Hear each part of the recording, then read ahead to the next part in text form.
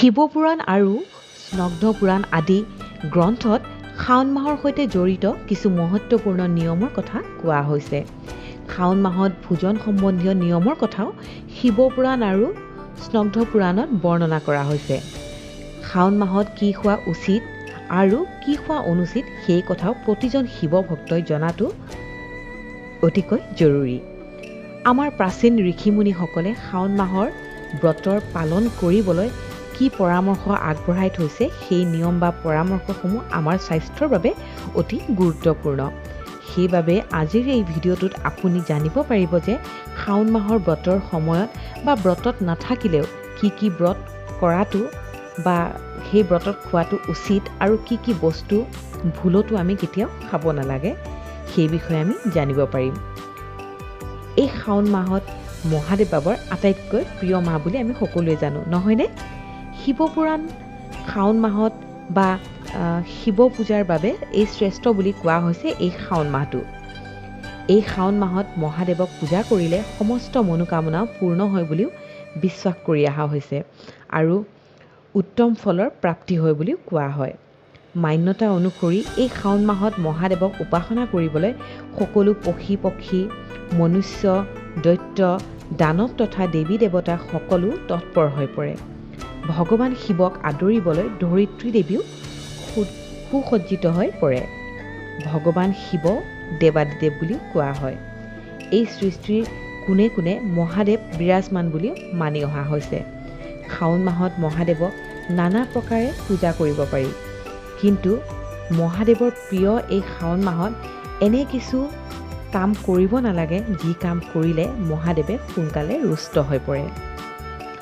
গতিকে শাওণ মাহৰ সৈতে জড়িত সকলো গুৰুত্বপূৰ্ণ নিয়ম এইবাৰ আমি এই ভিডিঅ'টোৰ জড়িত জানি লওঁ আহকচোন। পূৰ্বৰ দৰে এইবাৰো শাওণ মাহত কেইবাটাও দুৰ্লভ তথা শুভ সংযোগ ঘটা দেখিবলৈ পোৱা গৈছে। গতিকে এইবাৰ ভক্তসকলৰ ওপৰত মহাদেৱৰ কৃপা থাকিব বুলি বিশ্বাস কৰা হৈছে।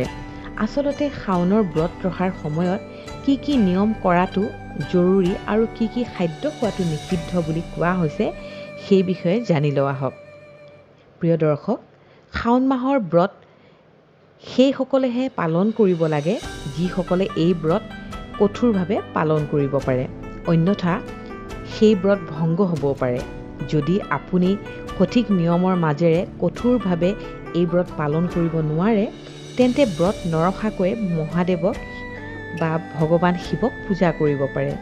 শাওণৰ ব্ৰত ৰখা ব্যক্তিয়ে শাওণ মাহৰ সোমবাৰৰ দিনা পুৱা সোনকালে উঠি স্নান কৰি শুদ্ধ বস্ত্ৰ পৰিধান কৰিব লাগে। স্নান কৰাৰ পূৰ্বে কোনো ধৰণৰ আহাৰ হওক বা কোনো ধৰণৰ পনীয়া বস্তু সেৱন কৰিব নালাগে। সোমবাৰৰ দিনা স্নান কৰি পৰিষ্কাৰ বস্ত্ৰ পৰিধান কৰি শিৱলিংগত পূজা কৰিব লাগে। যদি ঘৰত আপোনালোকৰ শিৱলিংগ আছে তেন্তে সেই শিৱলিংগক জলেৰে অভিষেক কৰক আৰু পঞ্চামৃতেৰে শিৱলিংগক অভিষেক কৰিব লাগে। পঞ্চামৃত আমি সকলোৱে জানো, নহয়নে? তথাপি এই ভিডিঅ'টোৰ জৰিয়তে এবাৰ কৈ দিছোঁ।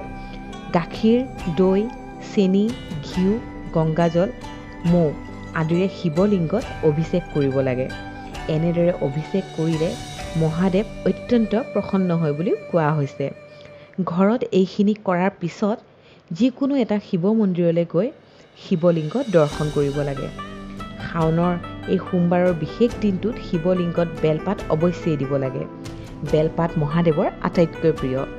যদি সম্ভৱ হয় তেন্তে এই সোমবাৰৰ দিনটোত শিৱলিংগত 108টা বেলপাত অৰ্পণ কৰিব লাগে আৰু ওম নমঃ শিৱায় মন্ত্ৰটো উচ্চাৰণ কৰি যাব লাগে। যিজন ব্যক্তিয়ে শাওণ মাহত ব্ৰত ৰাখে তেওঁ ব্ৰহ্মচাৰ্য ব্ৰত পালন কৰিব লাগে। সেই সময়ছোৱাত তন মন শুদ্ধ ৰাখিব লাগে। ব্ৰত তথা সকলো কোনো ধৰণৰ ৰাগিয়াল বস্তু সেৱন কৰাটো বিৰত থাকিব লাগে। শাওণ মাহত ফলাহাৰ খোৱাটো আটাইতকৈ শ্ৰেষ্ঠ বুলিও কোৱা হৈছে। প্ৰাচীন ঋষিমুনিসকলৰ মতে পৰিৱেশ হঠাৎ পৰিৱৰ্তন হোৱাৰ কাৰণে এই সময়ছোৱাত শৰীৰৰ যি পাচন শক্তি দুৰ্বল হৈ থাকে বুলি কোৱা হয়। এনে সময়ত শৰীৰৰ বাবে ফলাহাৰেই শ্ৰেষ্ঠ বুলি কোৱা হৈছে। শাওণৰ সোমবাৰৰ ব্ৰতত আপুনি অমিতা অৱশ্যেই খাব। অমিতা খালে পাচনতন্ত্ৰই সঠিকভাৱে কাম কৰিব পাৰে। এই সময়ছোৱাত যিসকলে ব্ৰতত থাকে তেওঁলোকে নিজকে হাইড্ৰেট কৰি ৰাখিবলৈ তৰল পদাৰ্থ সেৱন কৰাটো উচিত। শাওনৰ সোমবাৰৰ ব্ৰতৰ আৰম্ভণি নেমু পানী বা নাৰিকলৰ পানী সেৱন কৰি সেৱন কৰিব পাৰে, কিন্তু ধ্যান ৰাখিব আপুনি কৰা সেই পানীত যাতে নিমখ নাথাকে, কাৰণ শাওনৰ ব্ৰতত সাধাৰণতে নিমখ সেৱন কৰাটো উচিত নহয়। শাওন মাহত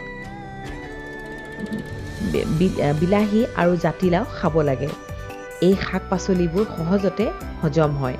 এতিয়া ক'ব ওলাইছোঁ শাওন মাহৰ ব্ৰতত কি কি খাব নালাগে। শাওনৰ ব্ৰতত নিমখ, নহৰু, পিঁয়াজ, জলকীয়া আদি আমিষ বস্তু ভুলতো নাখাব। এইবোৰ খালে শাওনৰ ব্ৰত ৰখাটো মূল্যই নাথাকিব। শাওনৰ ব্ৰতত আমিষ আহাৰ অৰ্থাৎ মাছ, মাংস, কণী আদি আমিষ বস্তু খোৱাটো পাপ বুলিও কোৱা হৈছে। যি মনুষ্যই শাওন মাহত মাছ, মাংস আদি ভক্ষণ কৰে সেই লোকৰ পৰা মহাদেৱ তথা দেৱী দেৱতাৰ কৃপাও আঁতৰি যায় বুলি বিশ্বাস কৰা হৈছে।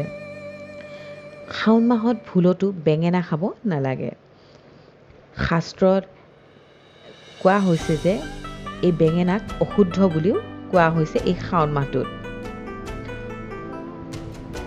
আৰু যি আমাৰ শাক পাচলি বা খোৱাটো বাধা দিয়া আছে, বিশেষকৈ সেউজীয়া শাক পাচলি।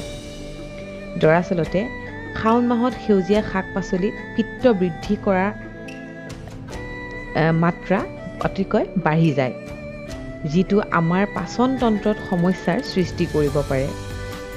গতিকে ধাৰ্মিক দৃষ্টিৰ ফালৰ পৰাও যদি চোৱা যায়, যিহেতু শাওন মাহ ভগৱান শিৱৰ ভক্তি আৰু মা পাৰ্বতীৰ বাবে সমৰ্পিত কোৱা হয়, সেইবাবে ভগৱান শিৱই প্ৰকৃতিৰ খুব ভাল পায় বুলিও সেয়েহে শাওন মাহত শাক চব্জি আদি খোৱাটো শুভ বুলি ধৰা নহয়। শাওন মাহত গাখীৰো সেৱন কৰিব নালাগে বুলি কোৱা হৈছে। শাওন মাহত ভগৱান শিৱক গাখীৰ অৰ্পণ কৰিলে আটাইতকৈ আধ্যাত্মিক আৰু বৈজ্ঞানিক কাৰণো আছে। ভগৱান শিৱক কেঁচা গাখীৰ অৰ্পণ কৰিলে মহাদেৱ শীতল অনুভৱ কৰে বুলি কোৱা হয়। আৰু শাওনৰ এই সময়ছোৱাত মনুষ্যৰ শৰীৰৰ বাবে গাখীৰ খুবেই হানিকাৰক বুলিও কোৱা হৈছে। শাওন মাহত গাখীৰ খালে পেটত নানা ধৰণৰ বেমাৰে বাহ ল'ব পাৰে। সেইবাবে এই মাহত ভগৱান শিৱকেই গাখীৰ অৰ্পণ কৰিব লাগে। প্ৰিয় দৰ্শক, পবিত্ৰ শাওন মাহত মানি চলিবলগীয়া অতিকৈ গুৰুত্বপূৰ্ণ হৈছে এইসমূহ নিয়ম। আপুনি যদি এই নিয়মসমূহ মানি মহাদেৱক পূজা কৰে তেন্তে আপোনাৰ সমস্ত মনোকামনা মহাদেৱে অৱশ্যেই পূৰণ কৰিব। পৰাপক্ষত ব্ৰতত থকাৰ দিনা বিচনাত শোৱাৰ পৰিৱৰ্তে পকাত বা মাটিত ধাৰা পাৰিও শুব পাৰে। আশা কৰোঁ এই কথাখিনি মহাদেৱ আৰু দেৱী দেৱতাৰ কৃপা লাভ কৰাত আপোনাক যথেষ্টখিনি সকাহ দিব। গতিকে যদি এই ভিডিঅ'টো আপুনি ভাবিছে যে এই ভিডিঅ'টোৰ জৰিয়তে আপুনি কিছু সংখ্যক হ'লে উপকৃত আপুনি হ'ব পাৰিছে, তেন্তে কমেণ্টত অৱশ্যেই ওম নমঃ শিৱায় লিখি আৰু আন 10জনকো এই ভিডিঅ'টো শ্বেয়াৰ কৰি দিব। মহাদেৱে আপোনাৰ সকলো দুখ কষ্ট দূৰ কৰিব বুলি এই ভিডিঅ'টোৰ জৰিয়তে আশা কৰিলোঁ।